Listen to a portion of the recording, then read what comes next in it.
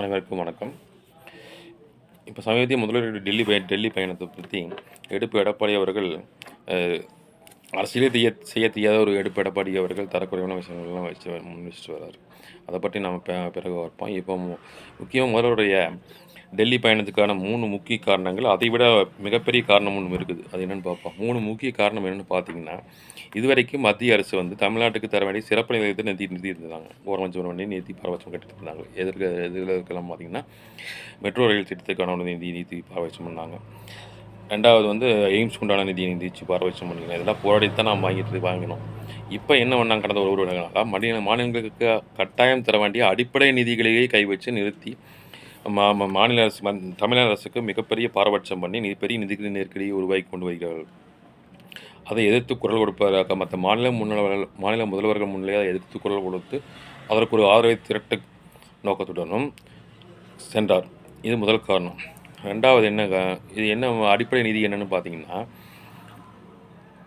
கல்வி நிதி 2200 கோடி. இதில் ஆர்டிஐ நிதி 520 கோடி உட்பட கல்வி நிதி 2200 கோடி வடம் தந்து கொண்டிருந்த நிதியை நிறுத்திவிட்டு மிகப்பெரிய ஒரு நிதி அறிக்கை உருவாக்குகிறார்கள். 2வது ஜல்ஜீவனுக்கான நிதியும் தர வேண்டியதுன்னு ஏகப்பட்டது பெண்டிங் இருக்குது. அதே மாதிரி எஸ்சி எஸ்டிக்கு உண்டான நிதி தர வேண்டிய பெண்டிங் இருக்குது. எம்என் ரேகா உண்டான நிதியும் தர வேண்டிய பெண்டிங் இருக்குது. இதெல்லாம் மாநில அரசுகளுக்கு மத்திய அரசு கட்டாயம் கொடுக்க வேண்டிய நிதிகள். இதிலேயே கை வச்சு இன்னைக்கு மிகப்பெரிய பாரபட்சம் காட்டி தமிழ்நாட்டுக்கு மிகப்பெரிய நிதி நிலைக்கு கொண்டு போய் கொண்டிருக்கிறார். அதை எடுத்துக்கொள்ள கொடுப்பதாக சென்றார்.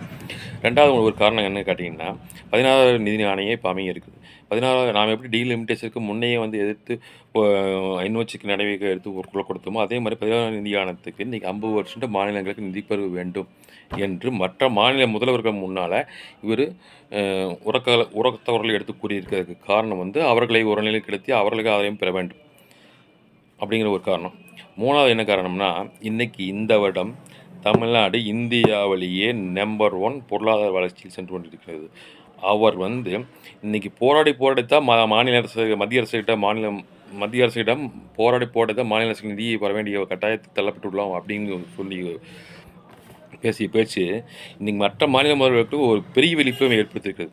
ஏன்னா ஒன்றுமே பொருளாதார வளர்ச்சி இல்லாமல் நான் பேசினா எதுவும் எடுப்படாது. நம்ம இன்றைக்கி நம்பர் 1 ஸ்டேட்டாக இருந்து இந்த அளவுக்கு நான் போராடித்தான் வாங்கியிருக்கேன் அப்படிங்கிறது போது மற்ற மாநில முதல்வர்களுக்கு மிகப்பெரிய எழுச்சியும் விழிப்புணர்வும் ஏற்படுத்தும்.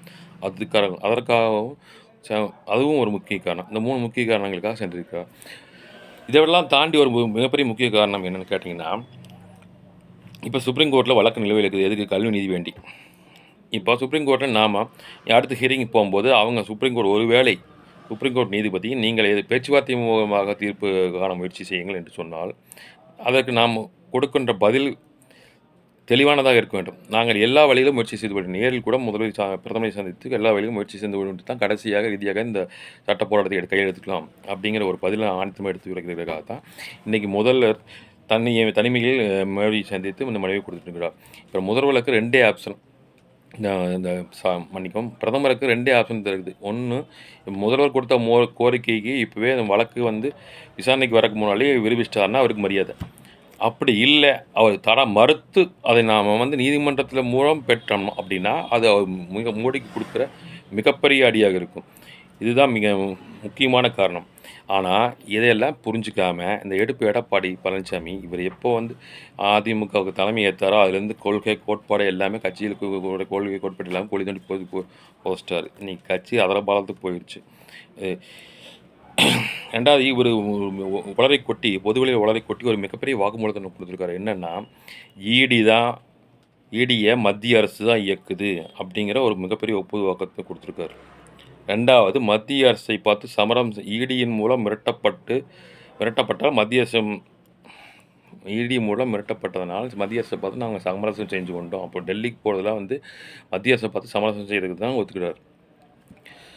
3வது, பிஜேபியுடன் கள்ள கூட்டணி திமுக அப்படின்னு இவர் சொல்கிறது என்னென்னா, மாநில அரசுகளுக்கு நலனுக்கு எதிரான ஒரு அரசு பிஜேபி அரசு, அதனுடன் கள்ள கூட்டணி வைத்து கொண்டால் இவர்களுக்கு மக்களிடம் ஒரு கெட்ட பெயர் ஏற்படும் அப்படிங்கிறதுக்காக அது பரப்புற. அப்போ மத்திய அரசு பிஜேபி அரசு மாநில நலன்களுக்கு எதிரானதுன்னு சரிங்களா தெரிஞ்சுக்கிட்டு தான் அவங்களோட இவர் கூட்டணி வச்சுருக்காரு. அப்போ மாநில அரசு மக்களோட நலனை பற்றியெல்லாம் இவர் யோசிக்கவே இல்லை.